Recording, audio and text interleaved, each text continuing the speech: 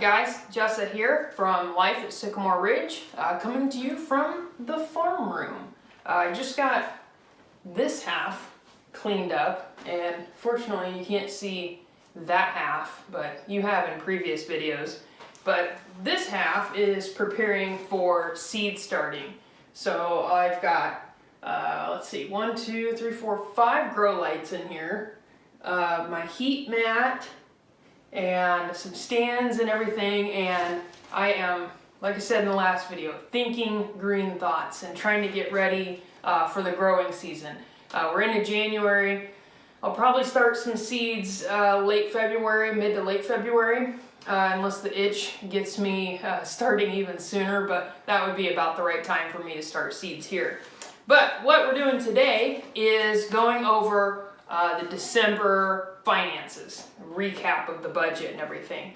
And I did it pretty well, I think, in December. There's still a gap, so let's just get into the highlights here.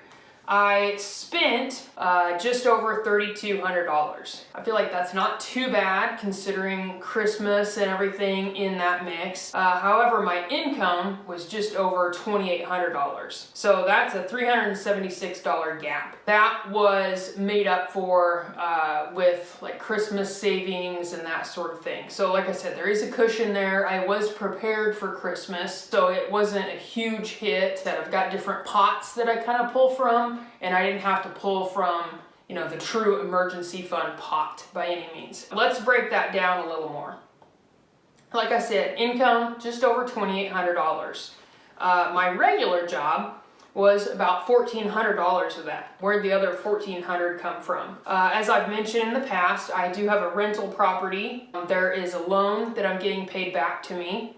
And then I also sold some rabbits. I've sold some crafts. As I mentioned in the last video, I started an Etsy shop. I haven't had a ton of sales there, but just my crafts and things like that. Surveys that I do. So PayPal alone, looking at that income, was $168. And that's surveys and crafting, that sort of thing. That's not too bad for, you know, the amount of time that I've put into it and just getting started. That's a pretty good chunk of change there. So now looking at the spending. As always, the biggest chunk of spending was bills. So that includes cell phone, electric, which went up, internet, a loan that I'm repaying, my shed, so that's a new one. So I took out a small loan for that. And that's that shed payment, which was more than I expected it to be because of the fees and bull crap like that. And then, of course, my trash pickup. Sadly and questionably, the second highest was food and dining. The nice thing was we only spent $34 on restaurants. So that's usually high because we go out to eat a lot, but we didn't really go out to eat as much in December. A lot of that was like a Walmart. We did have a Costco trip in there, but it wasn't nearly as high as last time, and I split that up. But what I saw on there a lot was Walmart and Casey's. What I'm going to do better in the future is make sure I break down my Walmart spending, because when we go to Walmart, it could be for anything. You know, we do get groceries there, but we also pick up like household stuff there, you know, cleaning supplies, that sort of thing. So I'm questioning that a little bit. There's a couple of Casey's ones in there that I think may have actually been gas. I didn't spend a lot on gas in December, so that might have been some of it, but that's something, a goal going forward, that I'm gonna make sure I scrutinize that pretty well so that I'm reporting that correctly. I don't doubt that we spent a lot on food and groceries, but that seems really high. Second highest is auto and transport, so that's my car payment and that's gas. And like I said, gas was low in December. I know I filled up at Costco and I got a Costco gift card that I used for that. So that helped a little bit. My car gets very good gas mileage. So that, like I said, that might be a little low. It was $498. My car payment is like $450, right around there. So that's not too bad. Now the gifts. Gifts and donations came in at $405. I did make a few charitable donations in December. I want to say I spent around $50. When Facebook did their Giving Tuesday, I gave $5 to several of them that popped up there. So $405 for Christmas. We did do some thrifting for Christmas, so that was nice. Saved some money there. But overall, I was pretty proud. I had saved $500 for Christmas, dumped that all into my account, so that's what helped with some of that gap there. Other payments or expenses, I should say, pets was actually pretty low, $253 for pets. We've seen in the past that one is very high, so that's not too bad. I count that to the Costco dog food, saved a lot, and then I think we were pretty well stocked up going into December. And then home cost was $261, and that is just when I remember the cleaning supplies. I'm trying to think what else that would have been. My mortgage payment, part of that was on there. So this month, a couple of my payments I split up because the way my paychecks were gonna fall. So I did a split payment on the mortgage of my rental property and a split payment on my phone bill. So that kind of helped shift some of that into January because of the way my paycheck was gonna fall. That helped a little bit. Looking at the budget that I had broke down for December, bills I had budgeted for $845. Like I said, my shed payment was more than I expected it to be. And then utilities, the electric bill, I usually budget $125. That always goes up in the winter, and it went up to $176. So not too bad. And then of course those split payments in there as well. So I have since adjusted that budget. So hopefully going into January, it'll be a little more accurate. Shopping, I budget $100 for shopping. That was over, mostly for the new hobbies that I've got, you know, the stamping, buying supplies. Also, I started tanning my rabbit hides, so I had to buy some supplies there. And I'm gonna do that differently going forward too. There's a reason I haven't shown a how-to on that because it did not go well. That was the shopping. And then health, I have $15 budgeted, and that is for typically what I used to spend on my prescriptions. That has since gone up because of my insurance, and it might be back down now that I have insurance. Other part of that was we started going to a chiropractor, and it's really interesting what all he does, because it's not just the adjustment, it's also kind of like a physical therapy approach. We made our payment for the next month, so we made our January payment in December, and so that's what raised that up. I wanted to do kind of a look back on 2020, income, highs and lows, spending highs and lows. So my highest income month was just shy of $6,000, and then my lowest was just over $2,800. So that's the difference that I've been working with here.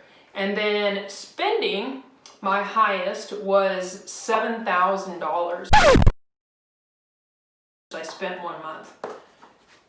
Didn't dive into it any more than that. The past is past, moving forward. I am going to assume that's when I bought several cattle panels. I know that was a big expense, and there were some other things that I bought 1 month that were big ticket items. Lowest was actually in December, so I'm trending in the right direction. Spending is definitely going down, was the $3,200. That means I'm headed in the right direction. Total spending, according to my bank account, and we've talked about there's pots that things come in and out of, was around $51,000 that I spent last year. So definitely opportunities for improvement there. So speaking of improvement, a few goals that I have moving into 2021. Now these are not big proclamations about the new year. I wouldn't even call them resolutions. They're just some goals that I have moving forward. So in regard to finances, I would like to continue to look for creative ways to make money and not jumping back into a full-time job. So like I said, the Etsy thing is going okay.